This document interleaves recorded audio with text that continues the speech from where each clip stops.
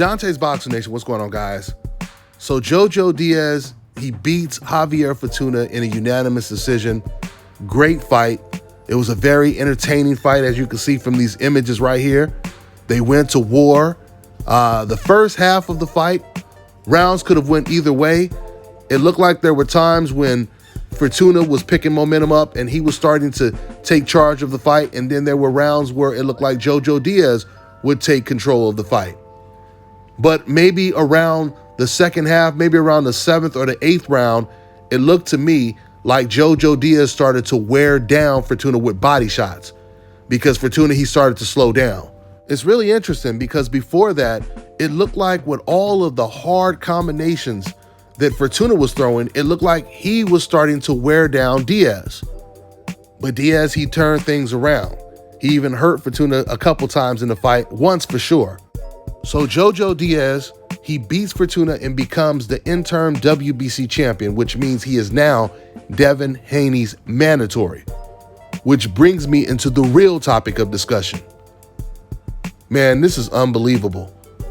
Operation Blackout is in full effect, guys.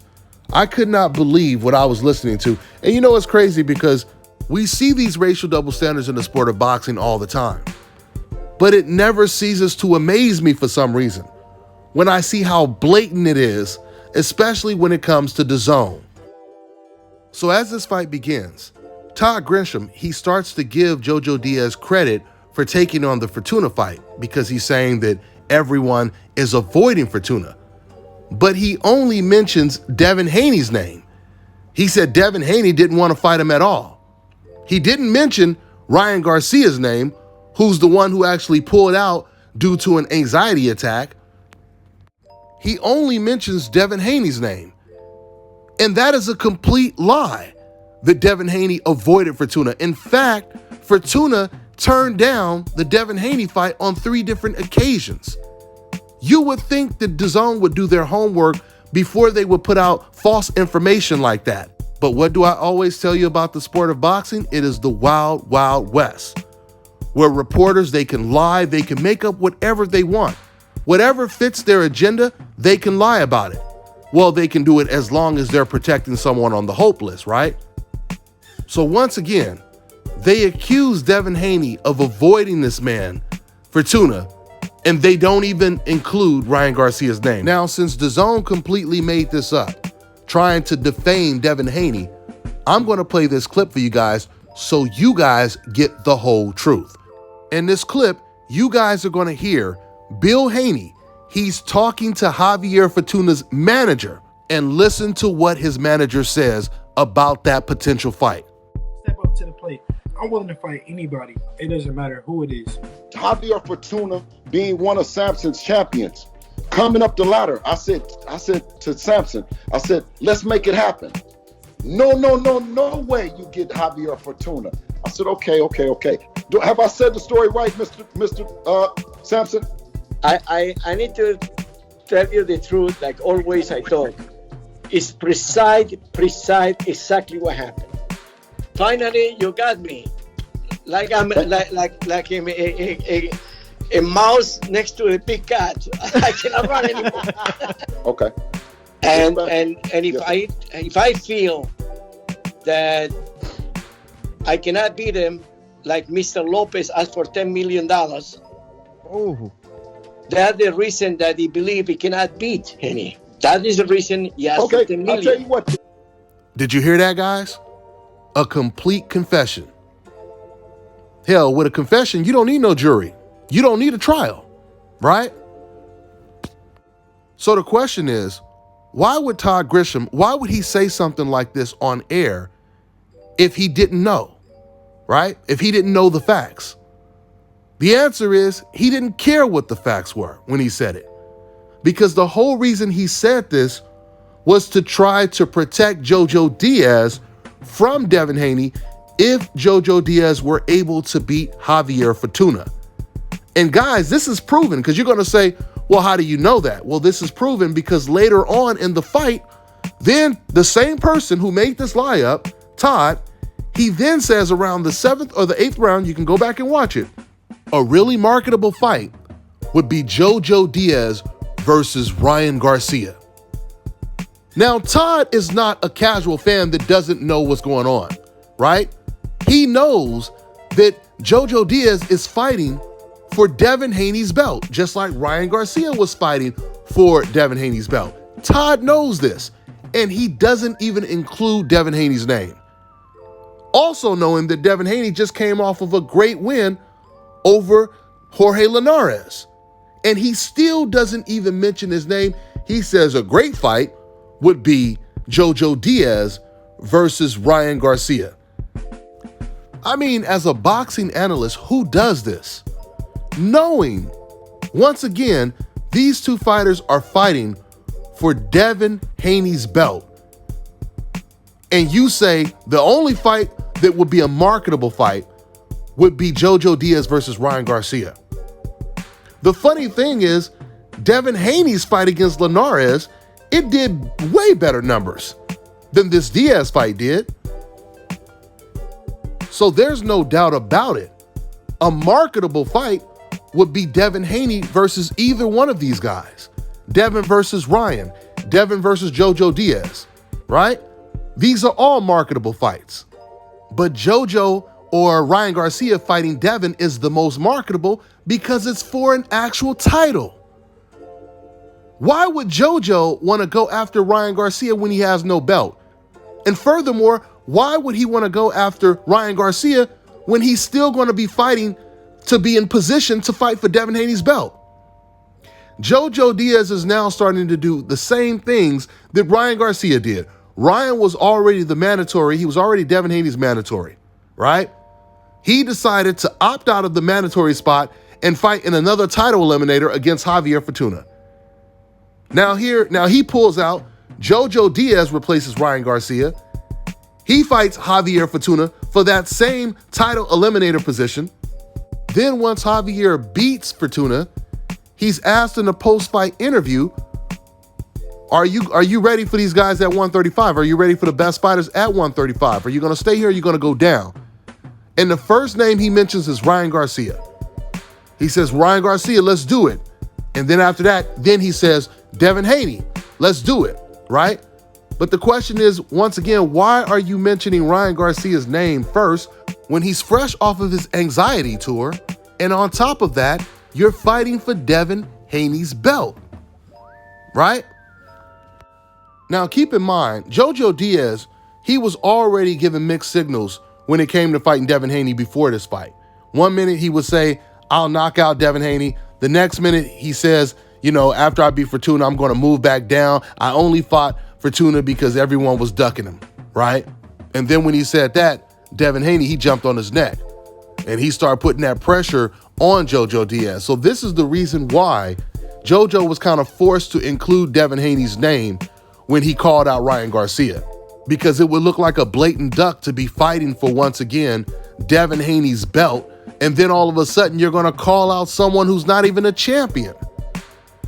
When you could become a champion, everyone knows that when you win a belt, that actually gives you more leverage in negotiating a fight.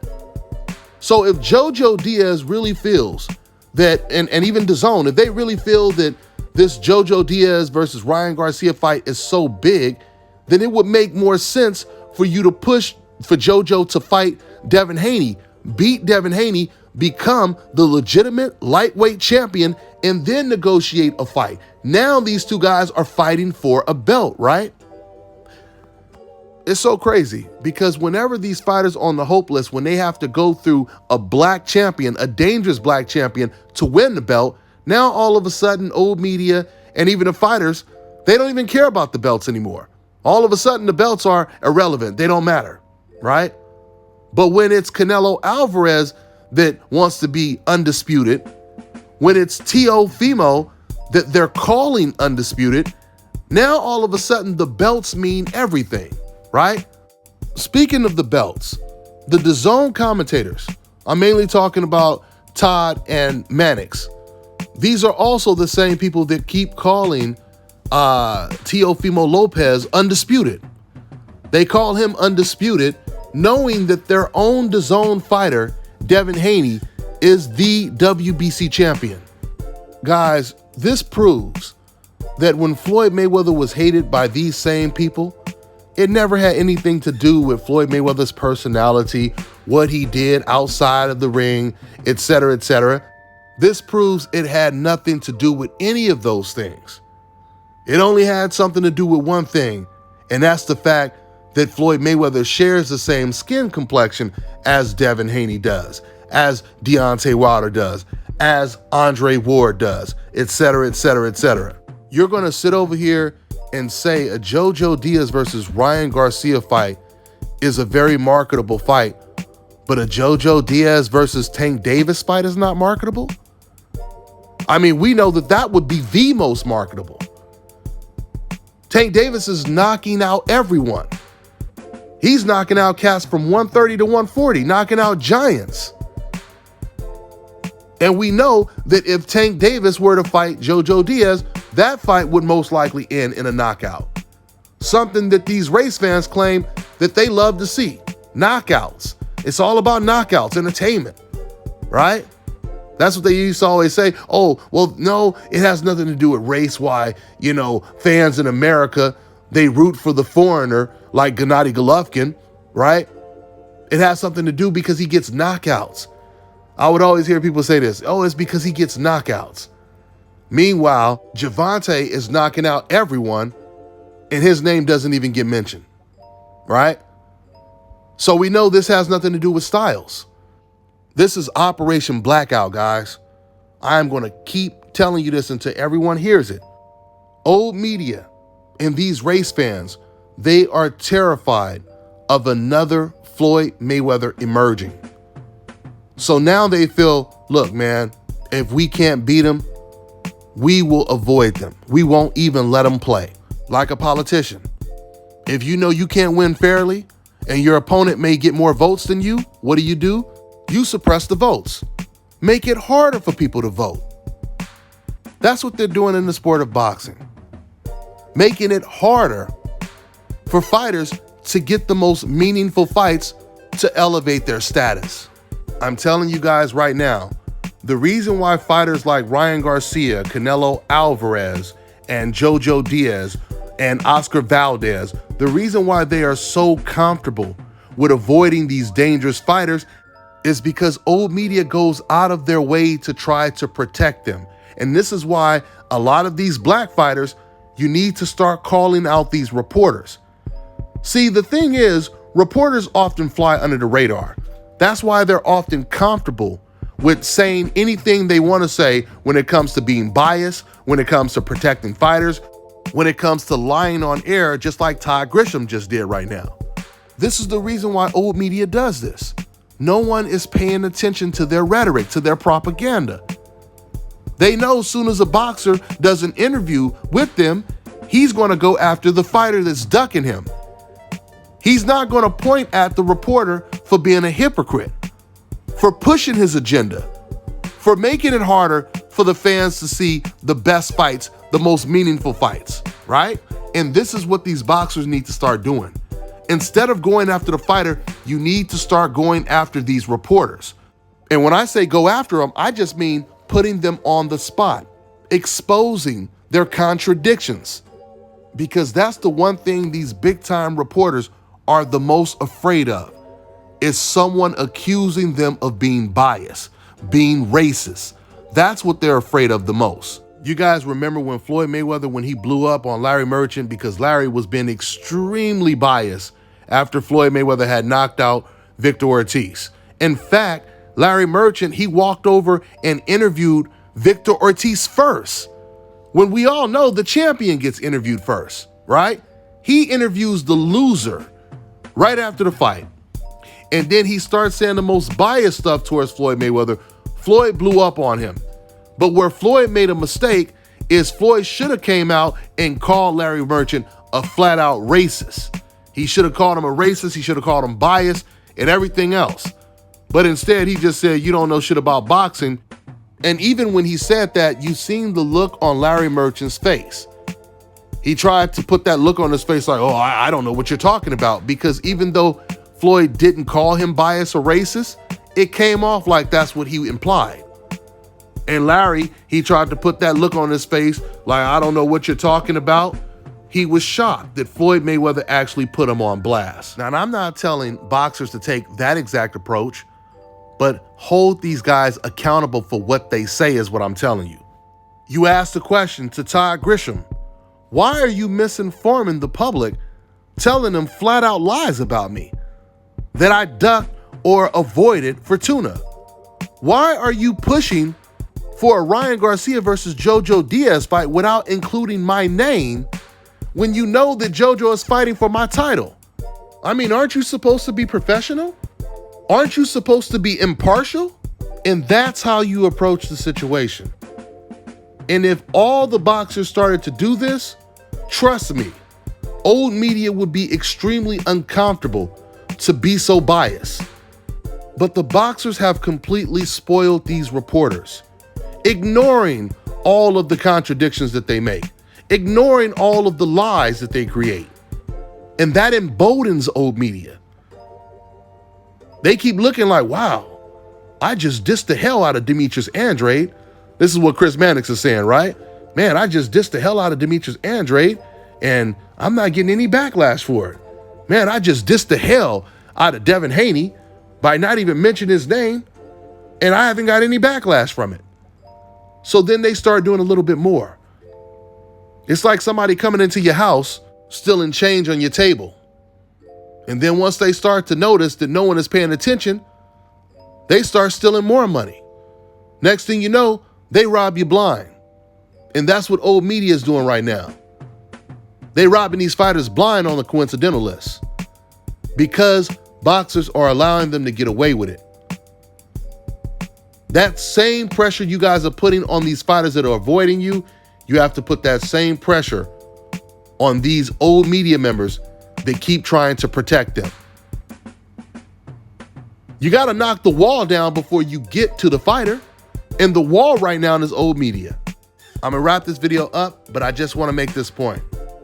I want you guys to pay attention to what's going on. Look at all of these fighters that are becoming mandatories for titles to fight a black champion. And they're all deciding that they don't want to fight for the title. Jaime Munguia is the mandatory for Jamal Charlo and Demetrius Andrade's belt. He doesn't want to fight for either title. Ryan Garcia was the mandatory for Devin Haney's belt. He chose not to fight for the title. JoJo Diaz is the mandatory now for Devin Haney's belt. He's calling out Ryan Garcia first. Canelo Alvarez, a lot of people don't know this. Did you know that Canelo Alvarez, when he was at 154, he was Demetrius Andrade's mandatory? And he turned down a title shot? A lot of people don't even know this. But then once Demetrius Andrade got stripped of his title, and then once a European fighter, Liam Smith, got that belt, then all of a sudden Canelo Alvarez wanted to fight for it. To my Mexican viewers, can you guys agree with me that a lot of these Mexican fighters are not moving like Chavez did, Chavez Sr., Barrera, Juan Manuel Marquez, Eric Morales? Can we agree on that? Man, you had Chavez Sr. moving up in weight to fight Pernell Whitaker. I'm looking at these type of fighters. None of these guys would have did anything like that. Chavez moved up in weight to fight Pernell Whitaker. Oscar De La Hoya, he fought Ike Corte, Shane Mosley, Pernell Whitaker, Bernard Hopkins, Felix Trinidad. And these champions today are turning down title shots? This shit is bananas, man. I want you guys to notice, when George Kambosos was in position to fight for Teofimo Lopez's belt, Teo was the only name that Lopez focused on.